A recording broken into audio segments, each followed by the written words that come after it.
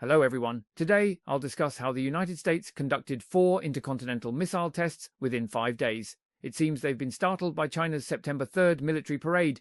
Additionally, China's nuclear fusion may begin commercial operations within 10 years, while their American counterpart said China can win in this industry, but the US cannot. Every country is pursuing cleaner, more sustainable, and more efficient energy. Controlled nuclear fusion, known as an artificial sun, has become a new battleground in the technological competition between China, the United States, and Europe. Over the past few decades, nuclear fusion research has progressed very slowly, leading some to believe that nuclear fusion wouldn't be a reality for another 50 years. However, a mainland IT Times reporter recently found a different answer at a Pugang Innovation Forum on nuclear fusion. Current nuclear power generation generates vast amounts of energy through atomic fission, but nuclear fusion does the opposite, generating enormous amounts of energy through atomic fusion. However, the process of atomic fusion is extremely difficult to control, so achieving controlled nuclear fusion is considered the ultimate dream in the energy field. It can produce an endless supply of energy using minimal raw materials, simulating the sun. The principle of luminescence and heating is to use the abundant tungsten and tritium in seawater as raw materials. Under extremely high temperature and pressure, the speed and scale of the nuclear fusion reaction are controlled, causing hydrogen nuclei to combine into heavier nuclei, thereby releasing enormous amounts of energy. In addition, because the products of the fusion reaction are non-radioactive inert gases, there is almost no pollution. A paper recently published by Kai Ming, a fusion science researcher at the Southwest Institute of Nuclear Physics, contains this information. He stated that the sun fuses 657 million tons of hydrogen into hydrogen every second. The mass lost in the fusion process is converted into huge amounts of solar energy, which serves as the energy source for all activities in the solar system. The fusion reaction releases enormous amounts of energy. 1 liter of seawater contains 30 milligrams of tungsten. Fusion reactions can release energy equivalent to that of over 300 liters of automobile fuel, and the reaction products are non-radioactive. A liter of seawater can produce the equivalent of 300 liters of gasoline when used for irrigation. Nuclear fusion energy offers the advantages of safety, abundant fuel, and high energy efficiency. In the event of a fusion accident, the fusion reaction can be terminated immediately, without the risk of long-term heat generation and large-scale radioactive leaks associated with nuclear fission reactions in traditional nuclear power plants. The half-life of materials produced by nuclear fusion is also much shorter than that of nuclear fission waste. The dream of an artificial sun is gradually becoming a reality. On July 22nd of this year, Huawei established the China Fusion Energy Industry, a secondary unit of China National Nuclear Corporation, CNNC, dubbed the National Team of Nuclear Fusion by the media. Its general manager, Zhang Libo, introduced at a seminar the 3 main technical routes for achieving controlled nuclear fusion: sustained confinement, inertial confinement, and sustained inertial confinement. The industry consensus is that sustained confinement technology is the closest to success in today's fusion research. The mainstream device for sustained confinement technology is a tokamak. There are 2 major representatives of China's confinement technology, namely the EAS of the Institute of Plasma Physics, Hefei Institutes of Physical Science, Chinese Academy of Sciences, and the Tokamak 2 of the China Institute of Industrial New Energy Physics. Take the EAS, which was officially built in 2006, as an example. It is the world's first fully supersonic device independently developed by my country. In May 2021, it successfully operated at 120 million degrees Celsius for 101 seconds. The other device was made by China Fusion Corporation, which also uses magnetic bath rinsing technology. It is a compact magnetic bath rinsing device using high-temperature supersonic materials. In the past, tokamaks used low-temperature supersonic materials. The fusion reactor was very large. In comparison, the high-temperature supersonic materials of China Fusion Corporation have the advantages of high critical temperature, high critical magnetic field, and high flow capacity. These advantages can reduce the size of the fusion reactor to a few tenths of that of the traditional fusion reactor, greatly accelerating the commercialization of fusion energy. In the past, nuclear fusion practitioners would claim that the realization of nuclear fusion would always take 50 years, but in recent years, a large number of nuclear fusion companies in China and the United States have begun to go public. Associate Professor Chang Ping of Tsinghua University, China, Tan Yihua, founder of Shengwan Juaneng, a consumer finance company, believes that the fundamental reason for the stagnation of waste-to-energy development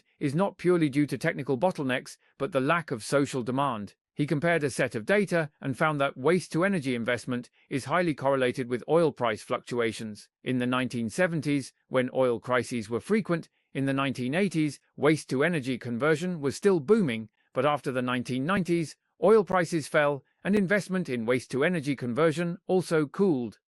From Tan Yihua's perspective, the most important research and experimental keywords from the 1950s to 2000, such as conservation of energy and village governance, grew at a rate even faster than the implicit law. Theoretically, nuclear fusion should have been commercially available more than 1,000 years ago, but with the closure of many large-scale research facilities internationally, fusion research entered a period of sideways development. Due to the reduction in investment, it seems that nuclear fusion will have to wait another 50 years. He believes that the situation has changed fundamentally. Since 2020, even though oil prices have not risen significantly, global fusion investment has soared against the trend. Society's urgent demand for green energy is the fundamental driving force behind nuclear fusion research and development. Tan Yi further explained that not only are major international scientific projects continuing to advance, but many innovative companies are also actively exploring the possibility of corresponding implementation through different technical paths. A number of high-performance tokamaks will be built intensively between 2027 and 2030, signaling that fusion energy is entering a new phase of high-speed, repetitive calculations and engineering testing. He used the analogy of a child learning to urge those researching sequence energy to be bold and take real-money steps. He firmly believes that through rapid, repetitive calculations, demonstration applications of sequence energy can be achieved within 10 years, and by 2050, sequence energy can be fully commercialized. In this sequence energy race, Americans are optimistic about China. The British Daily Telegraph reported on September 23 that China is strengthening its control over the sequence energy industry supply chain at lightning speed, aiming to surpass the United States by transforming this technology from theoretical science to practical power supply qualifications.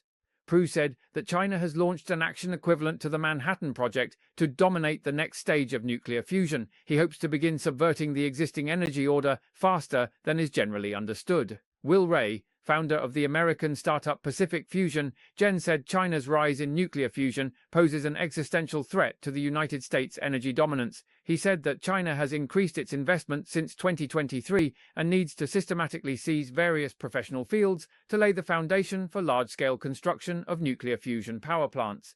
The leader in commercial nuclear fusion in the West is the Federal Fusion Systems Corporation, which was selected by Washington Institute of Technology. Its chief investment officer, Malmgad, said that China's facilities are so large that they can be seen from space.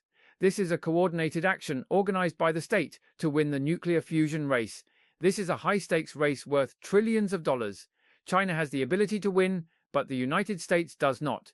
Malmgad said that Zhonghui has invested heavily in all the infrastructure of the nuclear fusion industry, while the United States has no such plan because the nuclear fusion program looks as fragmented, underfunded, and outdated as it did a decade ago, and is still focused on theoretical research. Recently, Malmgad attended a meeting on nuclear in the US Congress. A meeting at the fusion competition was sparsely attended. He said the atmosphere contrasted with the euphoric winning mentality at the Pugang Nuclear Fusion Innovation Forum, held simultaneously in Shanghai. Reports indicate that China may achieve grid-connected nuclear fusion power generation sooner than anyone anticipated. More importantly, once China achieves this, it will be able to build nuclear fusion power plants at a scale unmatched by Western companies. A study published in MIT Technology Review concluded that China already dominates 3 of the 6 key industries supporting large-scale commercialization of nuclear fusion and is close to dominating the other 2, meaning only one is not dominated by China. They are beginning to plan and build. The United States will face significant potential costs in its long-term adherence to traditional fossil fuel technology and is actively suppressing this new power technology. Simply put, Trump favors fossil fuels and has little interest in new energy sources like the latest generation of renewable energy. So how can the United States compete with China? However, sometimes the United States does wake up, but it may not be able to make major strategic adjustments. Recently, from September 17th to 21st, the US military conducted 4 test launches of the Trident II submarine-launched intercontinental ballistic missile within 5 days, drawing widespread attention. American and Japanese media, including Shinmin Weekly, reported with headlines stating that the US military's intensive test launches this time are clearly aimed at China. 3 weeks ago, China In early September, the PLA showcased a series of new strategic deterrent capabilities, including the JL-3 submarine-launched intercontinental ballistic missile. I now believe its range can exceed 10,000 kilometers. This means that the PLA's active strategic nuclear submarines no longer need to use the Pacific Ocean or break through the U.S. Navy's anti-submarine network to find suitable missile launch positions. Now, within the reserved submarine zones near China's coast, under the protection of Chinese surface ships, China's nuclear submarines can threaten core targets in the U.S. homeland. In addition, with the deployment of the air-launched strategic missile, the last shortcoming in China's integrated sea, land, and air nuclear strike capability has been addressed. As a result, the nuclear game between China and the US has undergone a qualitative change. The two countries no longer have a significant gap in nuclear warhead delivery methods. On the contrary, the PLA is still ahead of the United States in land-based ballistic missiles, mobile launches, and hypersonic weapons. There is no way the decision-makers could remain indifferent to this. Therefore, the test launch of the Trident II D5 submarine-launched intercontinental ballistic missile on the 4th and 5th was a direct response to China's debut of its integrated triad nuclear force. The United States is now trying to recalibrate the balance of nuclear competition between China and the US. To sum up, the nuclear competition among China, the US, and Russia is destined to be a long-term affair. As pointed out in a report by the Stockholm International Peace Research Institute, we are at the crossroads of the old and new nuclear eras, and the spectre of a new round of nuclear arms race is already looming. I wonder, just how much strength does the United States really have to engage in this arms race? Will the United States end up like the Soviet Union in the 1980s, with low production efficiency, but still forcing itself